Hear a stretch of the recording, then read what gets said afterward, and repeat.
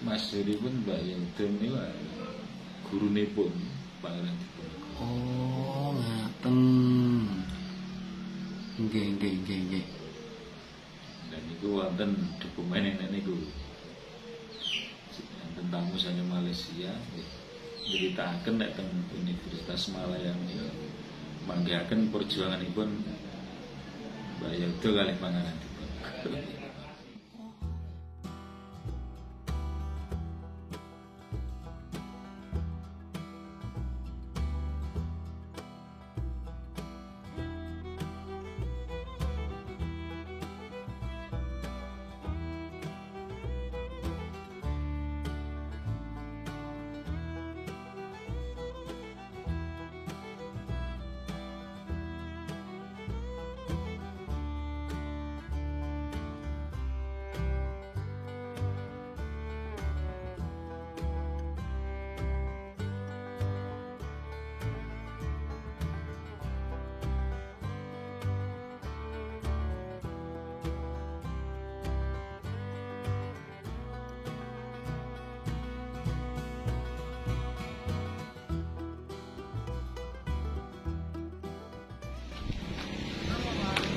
Badhe nyuwun pirsa menawi dhateng makamipun Mbah Yahuda menika.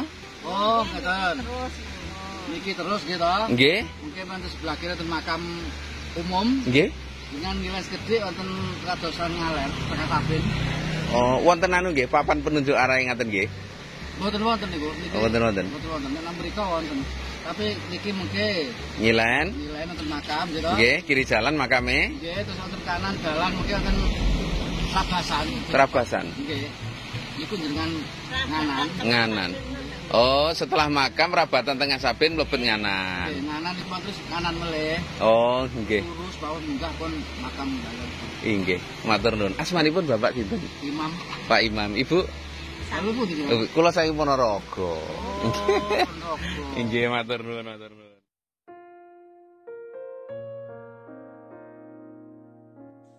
Menuju ke makam keramat Eyang Syekh Yahuda, Dusun Margotadi, Desa Nogosari, Kecamatan Ngantirojo, Kabupaten Pacitan. Berbekal petunjuk lisan dari Pak Imam yang sedang melakukan aktivitas di tepi sungai untuk menambang pasir, kami pun kembali melaju, memasuki desa Bodak, kemudian berbelok pada jalan pintas atau jalan cor beton di tengah persawahan ini. Yang unik adalah ternyata kami justru lebih mudah menemukan lokasi ini dengan bertanya atau mendapat petunjuk lisan daripada dengan petunjuk Google Map yang ternyata beberapa kali membuat kami tersesat. Luar biasa memang topografi tempat ini. Secara umum, kawasan ini dikenal sebagai lorok. Dalam bahasa Ponorogo, lorok atau lorokan adalah sebuah wilayah datar, atau sederhananya bagian sawah yang paling bawah dan rata di antara atau di sela-sela bagian sawah lain yang miring. Ini sesuai barangkali dengan kondisi kawasan lorok yang memang lebih datar dibanding daerah Pacitan yang lainnya. Lorok ini sebenarnya dulu adalah sebuah wilayah kawedanan atau pembantu bupati yang membawai beberapa kecamatan ya. Ngadirojo, kemudian ada beberapa kecamatan lain di sekitarnya. Secara umum, kawasan ini terlihat sangatlah subur. Persawahan-persawahan pun terlihat membentang di sana-sini. Satu bertanda bahwa kawasan ini dari dulu memang sebuah kawasan pemukiman yang ideal. Makanya juga tidak menjadi sebuah keheranan apabila Eyang Syekh Yahuda memilih kawasan ini untuk bermukim dan kemudian memancarkan sekaligus menyebarkan syiar dakwah Islam menuju ke seluruh penjuru wilayah. Kita sudah melalui 2 desa. Sejak bertanya pada Pak Imam tadi, kita melewati desa Bodak, dan ini sesuai dengan papan nama yang kami baca adalah Desa Tanjung Lor. Nah, sekian meter jaraknya di depan itu adalah desa Nogosari. Di desa Nogosari inilah Kiai Ageng atau Syekh Yahudo memusatkan kegiatan dakwahnya. Dari tempat ini pula, kemudian darah-darah ulama besar di utamanya Jawa Timur mengalir. Kemudian menelurkan banyak lembaga-lembaga pendidikan Islam di pelosok-pelosok Jawa Timur. Di kawasan ini, kegiatan dakwah Islam atau giat pusat dakwah Islam barangkali memang tak sementereng dulu.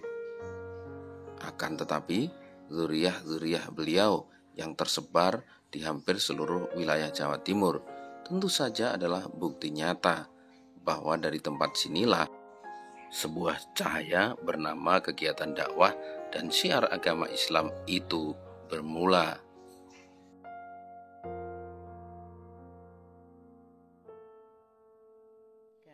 Assalamualaikum warahmatullahi wabarakatuh. Selamat datang seluruh channel saya Purpose Sasongko. Welcome back to my channel.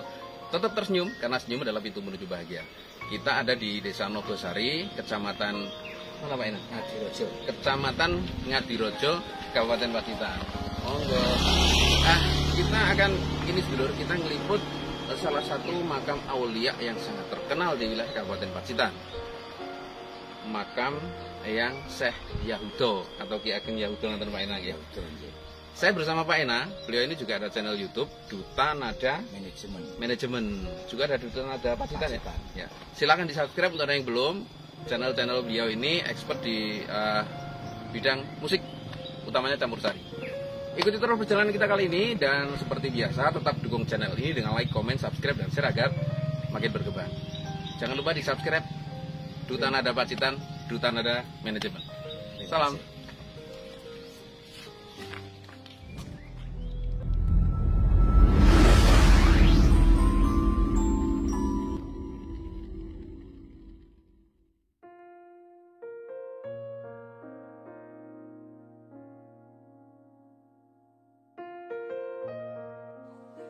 Sampailah kita di area makam keramat Syekh Yahudo atau Ki Ageng Yahudo. Gerbang kecil ini adalah penandanya.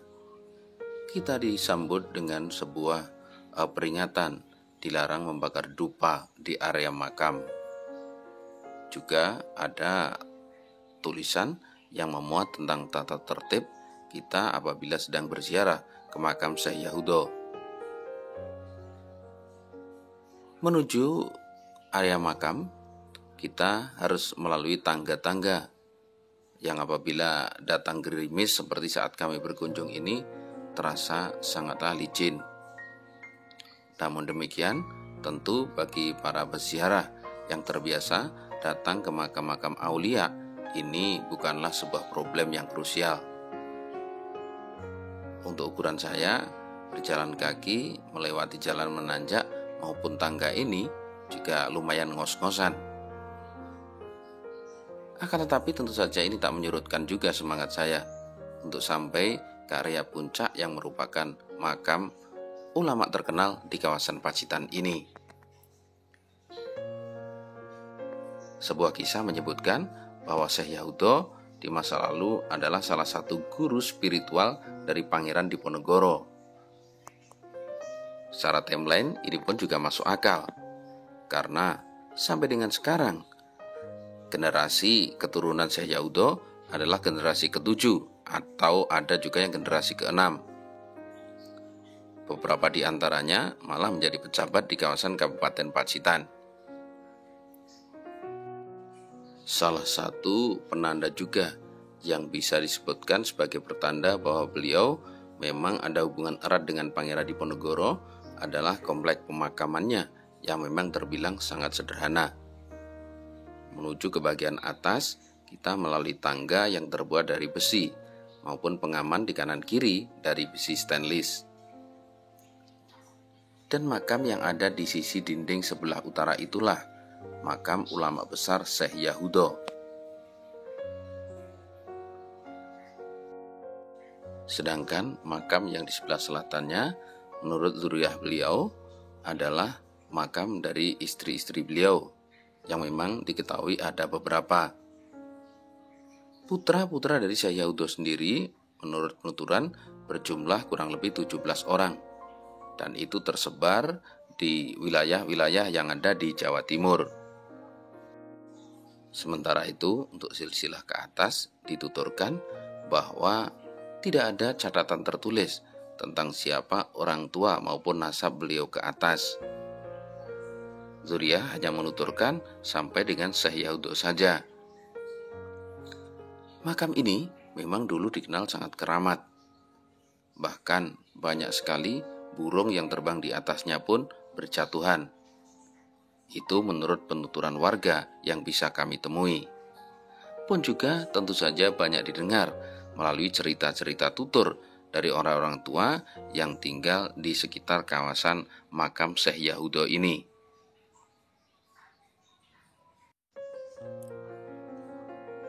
Dan sekali lagi, itu adalah makam ulama besar Syekh Yahudo. Ketika kita mencoba menengok ke area bawah, tempat ini benar-benar terasa berada di ketinggian, di sebuah bukit kecil yang ada di sebelah utara masjid yang juga didirikan oleh Syekh Yahudo. Setidaknya demikian menurut penuturan yang kami dapatkan.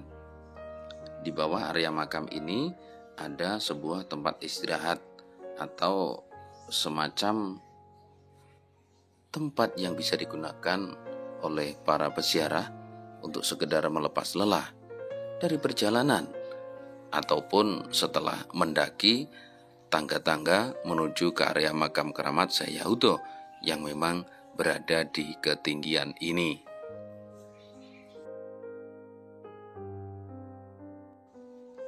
Cobalah dilihat, seperti inilah kondisi makam beliau. Terlihat sangat-sangat dan amat sederhana. Ini menunjukkan bahwa beliau memang ulama yang sudah menjauhkan diri dari keduniawian. Untuk sedikit lebih mengetahui atau mendapatkan informasi yang lebih terperinci, kami akan mewawancarai salah satu zuriyah dari Syekh Yahudo.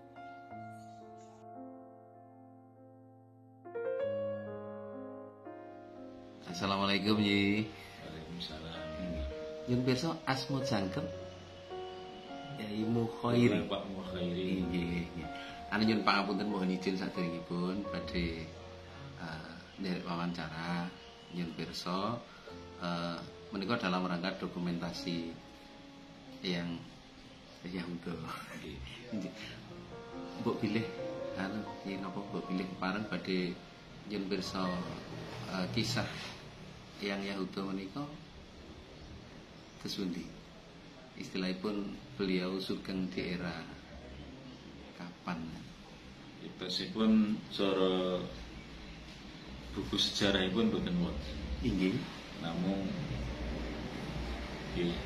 cerita saking simbah, saking bapak, ngaten niku. Nggih. Bayang tim niku dawuhipun nggih era Pangeran Diponegoro 1800-an nggih. Ngantos panjenengan menika istilahipun generasi keberapa? Nek kula generasi ke-6. Oh, generasi ke-6. Nggih. Pangapunten. Kula ingkang saking Ponorogo nggih nyuwaraken nek Ponorogo menika kathah zuriyah saking yang itu. Kados Kolomben ingkang nembe mawon kula dokumentasikan Mbah Umar Bakri. Mbah Kasan Bakri nggih. Ingkang dateng Balong niku nembe mawon kula saking mriku. Sedaya putra saking Eyang Yahudo menika pinten? Ingkang kasrat wonten silsilah menika 17 sedaya putranipun nggih. Menika tersebar dhateng teng Pacitan mawon, teng mriki, teng Galek, teng Ponorogo. Wonten malih wonten Surabaya. Oh, nggih. Menawi rikala semanten nggih, rintisanipun Eyang Yahudo menika pondok nggih wonten mriki. pondoke ngapunten nggih. Ning jaman Mbah tasih wonten pondok. Oh. Namun nek masjid menika nggih dawuhe menika masjid dipun Mbah Yahudi saking. Oh, nggih nggih nggih. Dawuhipun Bapak masjid niku halamane liar ngoten. Terus mriki ngantos dalem edan niku halaman ki tengahipun sawu. Sawu, Wit sawu, pohon sawu. sawu kecik menapa sawu? Sawu ki sawu-sawu. Oh, nggih amargi kan rikala semanten wonten dawuh nawi sedaya laskar diponegaran, nawi sedaya kang bakda 1830 rak ke Jawa Timur semuanya tandanya diberi pohon sawu. Nyuwun pangapunten menawi ingkang kala mben kula rak panggih kalian Pak Kepala Bapeda Pacitan. Nggih, Pak Sakundoko. Menika katanya sugih Nduriah. Nggih, Iya, Mas Sakundoko menika turun saking bahasan Minhaj menika prigi. Trenggalek. Kados Rasulullah Mbah Mukhlas menika turun saking Mangsir Trenggalek. Oh, nggih nggih nggih. Nah, bahasan Bakri menika leres pancen putra salah satu putra dari yang Yahuda nggih. Nggih. Sisilahaken. Oh, nggih nggih nggih. Lajeng wonten malih nek teng Ponorogo Mbah Yudha Winangun menika wonten Manuk Siman. Oh, Manuk Siman. Oh, nggih sakidulipun Kidul Wetan kutha. Nggih. Nek Mas Tani masyhuripun Mbah Manuk.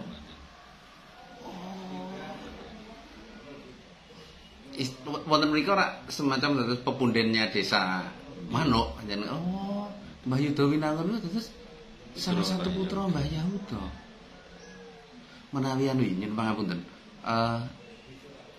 Di antara zuriat-zuriat beliau menika kathah pancen ingkang anu nggih mendirikan lembaga pendidikan, pondok pesantren ngeten. Nggih.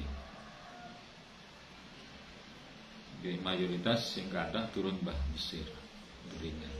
Oh, saking jalur Mbah Mbah Mesir. Mbah Mesir. Klebet Gusmik menika nggih jalur saking Nggih Mbah Mesir. Mesir. Oh, nggih nggih. Kados Mbah Sepuluh jurusan menika nggih Bani Mesir nggih Bani Mustahab. Mbah Mustahab menika rayine Mbah Mesir.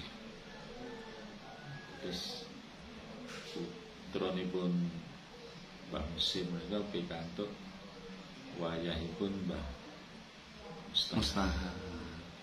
Nurunaken Mbah Sepuluh. Ngepek waris ngoten nggih. Istilahipun. Nggih nggih nggih. Matur nuwun sanget Kyai. Wonten mriki masyhuripun Mbah Yudha menika gurunipun Pangeran Diponegoro. Oh, ngaten. Nggih nggih nggih nggih. Dan niku wonten dokumen niku. Enten tamu saking Malaysia nyritakaken nek teng Universitas Malaya menika manggihaken perjuanganipun Mbah Yudha kalih Pangeran Diponegoro. Oh, ngaten nggih. Beliau salah satu guru dari Pangeran Diponegoro di samping Ki Ageng Kiai Mojo. Nggih. Terus Niku nggih wakilan. oh, nggih nggih nggih nggih. Tapi nek cara selatan berbicara paling mungkin ya. Justru didapatkan di Malaysia nggih. Matur nuwun sangat ya nggih. Assalamualaikum. Oke sedulur, ini adalah liputan kita, dokumentasi kita di makam Syekh Yahuda di Desa Nogosari, Kecamatan Ngadirejo, Kabupaten Pacitan. Luar biasa sekali. Oh, di pelosok Pacitan sebelah mana ya, timur atau tenggara ya, ada sosok ulama aulia yang luar biasa. Bahkan dari garis beliau lah kemudian menurunkan kiai-kiai besar di wilayah Jawa Timur, termasuk juga beliau-beliau yang mendirikan pondok-pondok pesantren di penjuru Jawa Timur. Terima kasih sudah menyimak video ini, semoga bermanfaat dan tentu saja semoga menambah wawasan kita semuanya. Assalamualaikum warahmatullahi wabarakatuh. Salam.